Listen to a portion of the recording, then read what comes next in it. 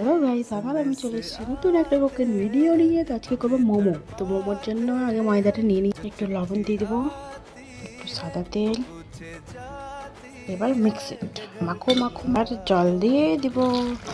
এখানে সব কাটা গেছে, বাঁধাকপি, গাজর, পেঁয়াজ, রসুন, আদা, লঙ্কাটা কাটবো। দেখি তেল গরমে রসুন আদা দিয়ে দিচ্ছি, পেঁয়াজ, গাজর, বাঁধাকপি, একটু লবণ দিয়ে দেবো, শুকনো লঙ্কার গুঁড়া, একটু মশলা দিয়ে এটা ভাজতে হবে। এটা মেখে রেখে দিয়েছিলাম, কি সুন্দর মোলায়েম হয়ে গেছে। এদিকে এটাকে একটু ভালো করে ভাজতে হবে। এদিকে দই করা হয়ে গেছে, এদিকে আমাদের মোমোর স্টিপটা ভরা হয়ে, এদিকে মোমোর পুরটা হয়ে গেছে, এদিকে ডোটা হয়ে গেছে, এদিকে জলটা বসিয়ে দিয়েছি। এরপর বসিয়ে দেবো ফুটা ফুটা থালা, স্টিম করার জন্য থালা বসিয়ে দিলাম। থালাটার উপরে তেল দিয়ে দিয়েছি যাতে আমার মোমোগুলো না সাটে। একটা মোমো বানিয়ে নিয়েছি, মোমো শেপটা দিয়ে দিচ্ছি, না কি সুন্দর। তো এক এক করে সব মোমোগুলো দিয়ে দিচ্ছি।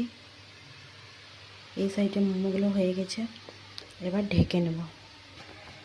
এবার ঢেকে দেব কিছুক্ষণের জন্য। তো আমাদের মোমো রেডি হয়ে গেছে।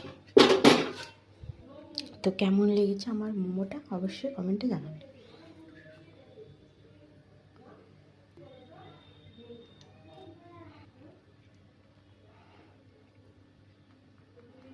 বাই।